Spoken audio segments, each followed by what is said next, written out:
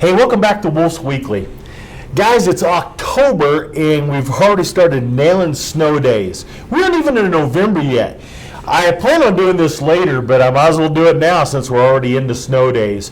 You know, as a school district, we have to go a certain number of hours. And so if we go over those hours, we have to make them up sometime. And so last year, we extended some class periods at the high school to be able to make that work. This year, we're doing some virtual learning type things at home, so we don't have to make up as much of that. We're going after Memorial Day anyway. So I think most of you guys would rather we be done by July. And so we're going to work on that. But snow days, a little bit about how we come up with that and how we decide whether we're going to do a late start or snow day. I usually get up about 3 in the morning. I've been paying attention before about what's going to happen. I get up 3 in the morning and start checking radar and checking to see who's doing what and what we can expect for the day. Then by about 3:45, I'm out on the road and I'm driving the roads and I live up by Divide, and so I get to drive those roads first this year. I lived in Woodland Park last year, and I get a chance to cruise some of the roads that you get to drive on. I head into town, check out the parking lots, and I go over to the bus barn. Now, at the bus barn, they have to know early, because some of you guys know the pickup time is pretty early for you guys, so we have to make that decision early.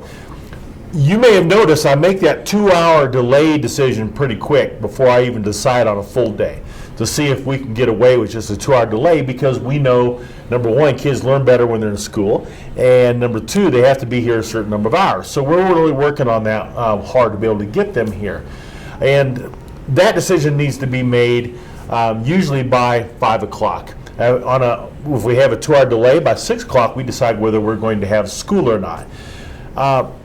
The neat thing about it, parents, and this is the faculty, we're there for you. We work real hard to get here to school, but parents, you have to decide personally whether it's you decide whether you want your kid to be there or not. I mean, your roads may not give way to your kid being in school. I understand where some of you live, and it may be slick, it may be snowed in, and so we take all that into consideration, and then we put it out as quick as we can on Facebook, on TV. We send you notice. Some of those notices came early. I know I got some complaints. It was 4:40. I got a notice. I get that.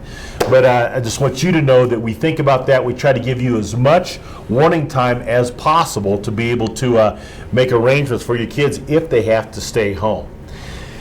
We'll switch gears real quick. I am lucky enough, I have Dan Ganoza here with me today. Thank you for coming to play with us today. Good to see you. Thanks. I could talk about a lot of things with Dan. I could talk about the amazing trips he takes. I could talk about last year, him being Colorado Science Teacher of the Year. But instead, we're going to go to a little different level. Before you were a teacher, you were in the Air Force. Is that correct? Yeah, that's correct. I spent 22 years in the Air Force. So what was your primary job there? So when I very first started off, I was an aircraft mechanic. Actually, I was an aircraft maintenance officer, so I led a maintenance group.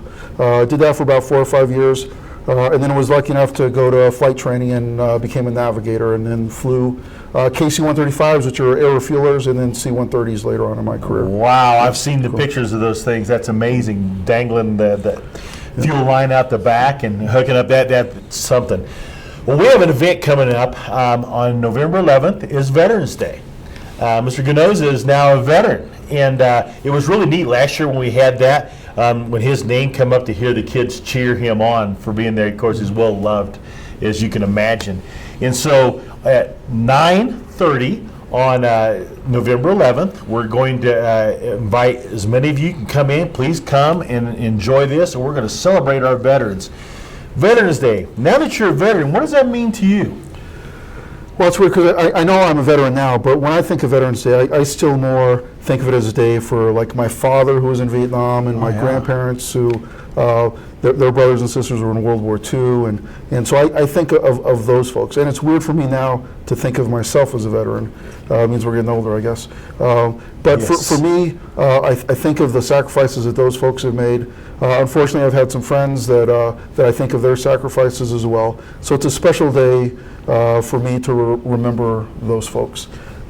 And in the military, sometimes, I mean, some give all, and we remember those people, and we really are thankful for you for being an amazing science teacher, to being a mentor, but also for being a veteran, someone willing to lay down your lives for all of us. And so come celebrate with us and celebrate Mr. Ganoza and the other veterans of that day. Thank you so much for your service. Thank you. Cool. Guys, thanks for watching Wolf's Weekly. We'll catch you next week.